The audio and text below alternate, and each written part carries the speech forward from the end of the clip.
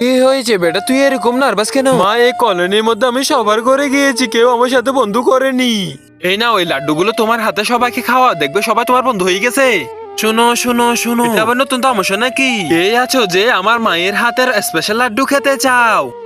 তুই আমাদেরকে গরিব ভিখারি আর লুবি মনে হচ্ছে নাকি? সামান্য লাড্ডুর জন্য আমি তোর বন্ধু হব? এই লাড্ডু তোর কাছে রেখে দে, আর এই সাইল তুই আর চালবি না, হলে খবর আছে। পানি গিয়েছে না তো? বলেছিলাম না আমার হাতের লাড্ডুতে জাদু আছে।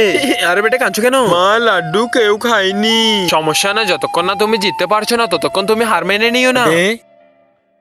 মা, আপনি কোথায়? সাধারণ শট। ধর আমাকে, ধর। বাচ্চারা তোমরা খেলবে? এরা এমনটা কেন করলো? কেউ আছেন ঘরের মধ্যে? হ্যাঁ বাচ্চারা, বলো।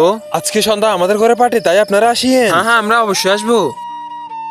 মনে হচ্ছে চলে এসেছে ওরা দুইজনই। তাহলে হবে। আপনারা কি ভাবছেন যে আমি পার্টি হচ্ছে না? আপনাদেরকে কেন বলেছিলাম আমরা? কারণ আমি আপনার মেয়ের সাথে দোস্তি করতে চাই। সত্যি? তারা নাকি শর্ত আছে? হ্যাঁ বেটা, বলো না। আপনি আমাদের সামনে ডান্স করতে হবে, আর এমনি না এটা পরে। হ্যাঁ বেটা, এখনই পড়তেছি। দাঁড়াও মা। মা, আমি দোস্ত চাই, কিন্তু আমার দোস্তের জন্য আপনি শর্মিন্দা হবেন, কিন্তু এমনটা না। সরি মা।